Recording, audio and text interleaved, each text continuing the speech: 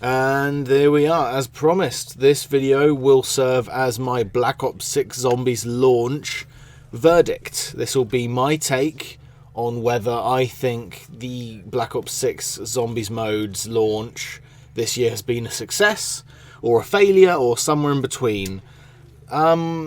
Just a blanket statement, what I will say is this is definitely one of the best zombie mode launches in the Call of Duty franchise that we've seen in a little while. It's certainly better than Modern Warfare 3 zombies or Vanguard zombies.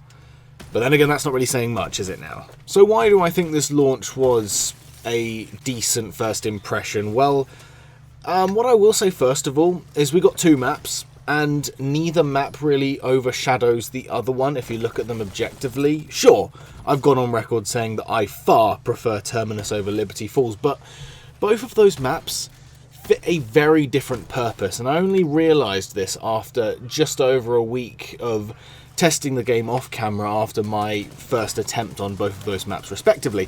And what I've come to realise is both of these maps do very, very different things, and I think complement each other very much so. Now, subjectively, I'll give my take real quick. I think that Terminus is the far superior zombie map to Liberty Falls, but that's no real surprise because I am a old school zombies nutter. I much prefer that stuff. I'm very vindictive about the new zombies if it doesn't match up to the quality of the older zombie maps, where they would be heavy reliant on Easter egg quests being more difficult and more story related stuff taking the center stage.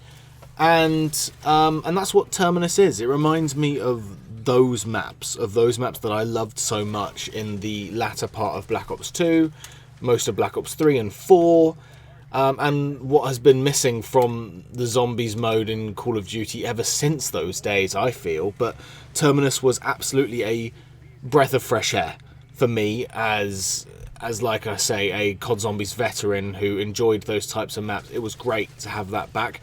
But I don't just want this to be a video of me ratting on Liberty Falls and praising Terminus, because I think that Liberty Falls does what it needs to do. It is the more simplified, bare-bones zombies map that is more familiar for the newer players. Like, in my first attempt of that map, I expressed that it reminds me of Outbreak, the skybox, the colour palette, the everything really about it. It gives me those vibes, but on a smaller scale. And I think that's by design. I think it is a casual, friendly map to contrast the more difficult, hardcore map, which is Terminus. Right? And I think that one of those maps as the launch wouldn't have worked, but the fact we have a casual map and a hardcore map respectively releasing at the same time reminds me of the launch of a very good zombies mode in the Call of Duty franchise, Black Ops 3. Because Black Ops 3 launched with Shadows of Evil, a very difficult hardcore zombie map with a full Easter egg, full story, dripping of atmosphere. And then its casual map counterpart, granted that one was behind a paywall, The Giant. Which, yeah, granted has a much more rich, more colourful colour palette than Liberty Falls, but it's the best comparison I could chuck at you that you'd probably understand, you being a zombie player and lover yourself. You wouldn't be watching this if you weren't, let's be honest. So to get that out of the way, I think Treyarch made a great choice in the two maps they decided to pitch the game to us with. Because Liberty Falls does decently at what it needs to do, which is hook the casual audience that are just jumping in for a smaller map with pretty straightforward stuff, quite a few bosses, but a recognisable wonder weapon, etc. And then Terminus is the map for, I don't know, gamers like me that remember the good old days and want a more difficult, challenging map with more story-heavy stuff, with a really cool atmosphere and a big fuck-off map, you know? I think it's a good yin and yang, these two maps that we got on this launch. So already off to a good start. Another good thing that I will say about this launch, and probably the game at large if this positive that I'm about to mention doesn't get rectified by Treyarch, is the Gobblegum system. I think the Gobblegum system is implemented really well. I won't explain in detail why that is, but what I will try and explain is the fact that I think it's a better, this might be controversial to say, but I think the Gobblegum system in Black Ops 6 is better than Black Ops 3, and that is sheerly because of the fact that this Gobblegum system is not reliant at all on liquid divinium like in Black Ops 3.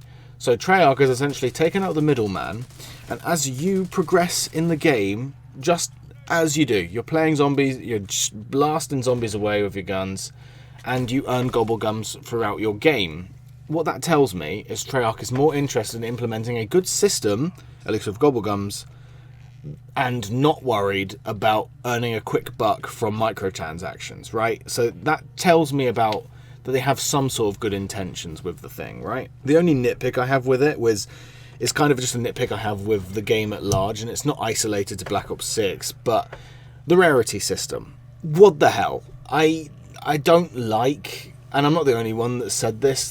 These are words that I've stolen from a friend of mine, Kane, who's said a similar sentiment. Having weapon rarities and adjacent rarities like Gobblegums, etc. in your zombies mode kind of just waters it down and gives you the same progression and like strength system as your multiplayer mode, and it kind of strips the identity away of the zombies mode if your weapon rarities and Gobblegum rarities are matched with the same pecking order as your MP, right? And I fully agree with that personally. I think that the entire idea of rarities in zombies is dumb. But if you were to have rarities, I would prefer it is if your zombies mode and if your Gobblegums in said zombies mode would be ranked how they were in Black Ops 3. They were color-coded by the ability they had rather than the rarity they were in. That's just, like I say, a nitpick, like I say, but it's one that I really wanted to voice because I think this could be a small little nitpick that could snowball down the line, and I really don't want it to. And in the vain hope that Treyarch is listening to this, there you go. It's out in the air. You've been warned. Another thing that I will say is a good sign about Treyarch's intentions with the game long term is I like the fact, and I heard about this the other day, is that Wonder Fizz wasn't available on either of the maps on day one, which encourages the player from day one to actually go out and find the perk machines rather than just take the easy way out and hit the Wonder Fizz, which is exactly what one of my main issues with Outbreak was. A positive that I really want to voice is traps. I think Treyarch have really done a good job in the zombies mode of creating traps that are first of all more creative, but also they give you points now. Sure, not many, but at the end of the day, it's a new feature that really helps with the point system that we've been dealt since like Black Ops 4, right? Because the zombies mode since then has been based on critical damage rather than bullets dealt, right? So the fact that traps are giving you points now is a tiny little band-aid over a bigger issue, but it's nice that they're trying new ways to rectify this problem. The only other complaint that I have with this game at large that I'm worried will start a trend for the full Black Ops 6 Zombies life cycle is the boss spam.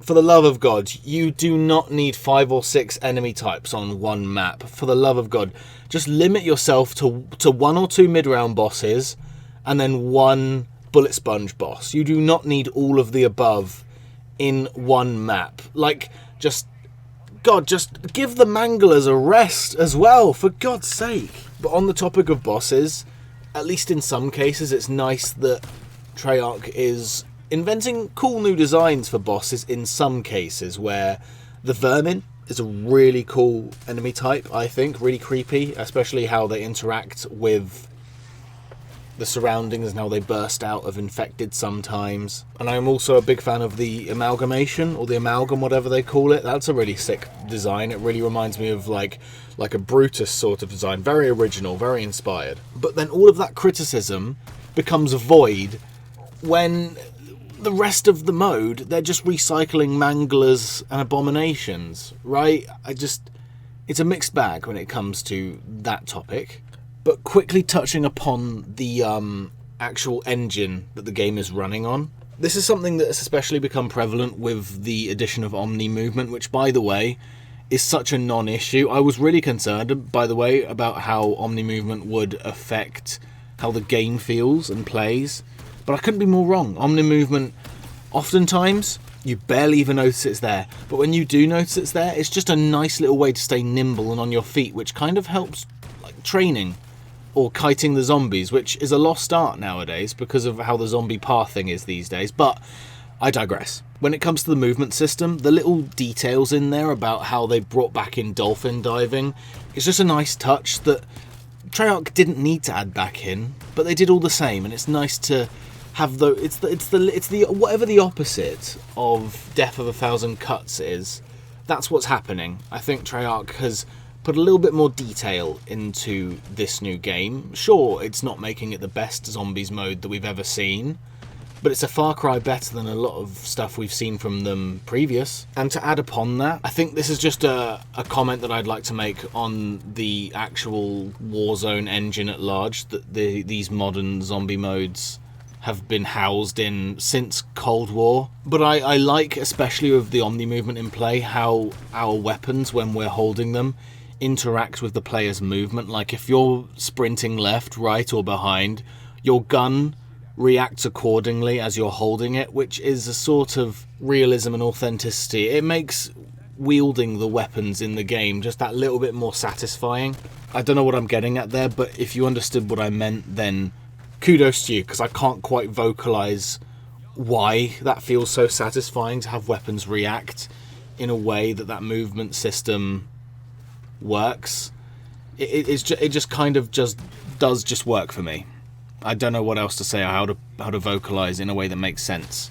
The last thing I'll add is, with additional content being added and additional maps, I'm just hoping that we continue to get a sort of variety that we saw from this launch, where we get maybe a casual map like Liberty Falls that's maybe not as deep with a rich colour palette, and then we get another Terminus or something to follow that, and we keep getting a variety of maps. We don't just get the same type of map, which was probably my main complaint with Cold War, which is that all 4 of the zombie maps are all facility maps with the same colour palette. You look at D Machine, then Firebase C, then Mauer and Forsaken, and they all kind of do the same thing. They're decent maps on the surface, but what I will say is, if I'm looking at them on a tier list, they're not ranking higher than B tier, any of them. Granted, they're not ranking any lower than B tier, but none of them shoot up to A or S tier, which is something that Terminus definitely does.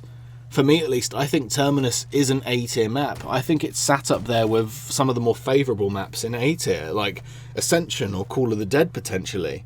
I know that's high praise and it's early days, but that's how I feel right now. My opinion could change on Terminus as time goes on, but as of right now, Terminus was a winner. And maybe Liberty Falls wasn't for me, but I'll reiterate what I said. It is a more casual friendly map that very much complements Terminus and doesn't tread on the toes of that map. Those two maps aren't fighting for attention, right? Liberty Falls and Terminus, they're doing very different things, which I think at the core of it is why the launch of this game is working so much more than any zombies mode that we've seen in like probably the last 5 years or longer, right? At least in my opinion. But that's it. That's the end of my ramblings. I hope you enjoyed it. I hope you took something away from it. I hope you understood it. But yeah, I'll probably check back in when another zombie map drops and tell you how I feel about it. Might do more Black Ops 6 content down the line in the next week or two if I feel like it, but don't hold me to it. Thank you for watching. See you later. Have fun with Black Ops 6 Zombies, guys.